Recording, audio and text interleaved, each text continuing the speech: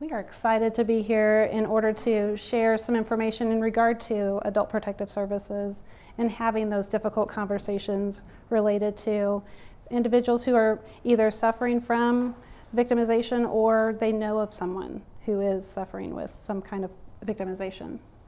We're also here to talk about, identify some signs and symptoms of things like abuse, neglect, and exploitation of seniors, and also to talk about the partnership between ourselves and organizations like the Alzheimer's Association to work at this as a team as opposed to as individual agencies.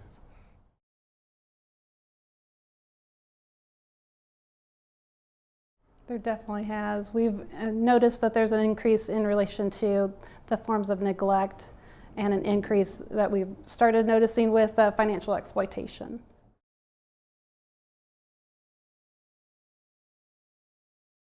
It can include taking property or taking items out of an individual's home. Also actually gaining access to an individual's billing, paying for bills, trying to help them pay their utility bills, etc. And then they get into, maybe I can help you buy your groceries, and they gain access to the individual's debit card or their actual checking account, and then utilize that to then pay themselves. And they've drained some individuals' accounts. We look at the same things just in different places across the state. However, we do, as Kathryn said, we do see an increase in terms of financial exploitation. And the curious thing about that is, from our experience, we see that happening oftentimes from people who are trusted by the victim. They could be, lawyers, doctors, friends of the family forever. We find that those folks, because they're trusted by the victim, they're becoming, those folks are going high and high on the scale of people who might be the perpetrator.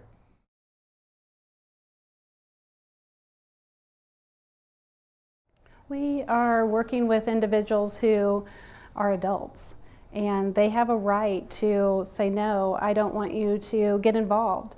Maybe it is a grandchild who has taken a lot of money from their grandparents, and the grandparent doesn't want to have their grandson go to jail.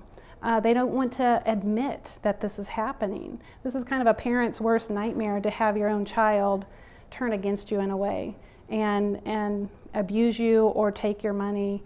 So to admit that out loud to someone is really, that's a big challenge. And so we have a lot of individuals who literally won't talk with us, and it takes partners such as the Alzheimer's Association, nurses, individuals that they work with, or maybe in the community, in the church, that actually step up and say, I've been noticing these things. They used to come to church looking really nice, and now they're not so well kept. Maybe there's something going on, and having those individuals call us and mention that they're concerned about their friend or family member, we try to help that individual. If they're not willing to admit to what has happened to them, we try to offer services whenever we can.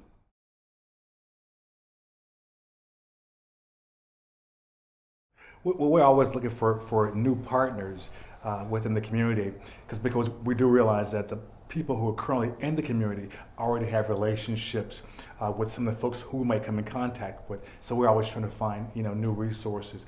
Currently, right now, Kathryn is leading the team in St. Louis. We call it a multidisciplinary team with financial advisors, Wells Fargo and Edward Jones, and some other people in the community, like prosecutors and local judges, to help us look at cases that involve exploitation and how we might better work together to stop those situations or bring those situations to prosecution. And the opportunities like today, and coming to this conference and talking with professionals, we're trying to reach out, always trying to make new friends, in the sense of we're all in this together.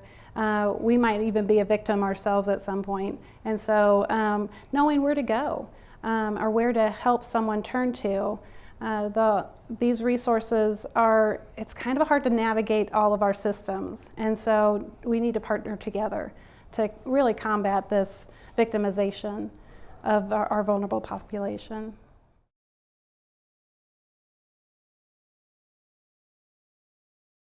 I would like to say that we definitely enjoy coming to events like this because it helps us put a face on our organization so folks know what we do and what we can do to be a partner in the community.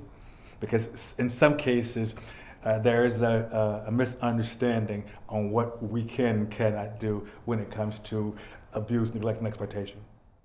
One area that is a challenge, to get back to what you had asked earlier, some folks don't want to talk with us because they do fear that our state agency, as Department of Health and Senior Services, that's a big department, and there's a lot of regulation that we do in our department. Our Division of Senior and Disability Services is focused on individuals who aren't able to care for themselves, 18 to 59-year-olds, adults who have some form of disability, and then the 60 and above population that are seniors, again, who aren't able to care for themselves. They see us coming into their homes as sometimes a threat because there's a misunderstanding that we might come in and take them out of their homes and place them in a nursing home. We do not have authority to do that, and that is definitely not what we want to do. We really want to assist the person and help them make the decisions that affect their lives. And that's a challenge for our workers as well. Our workers, we have mostly social workers, and they're all about people. And it's for them, they really want to help that person who they're dealing with.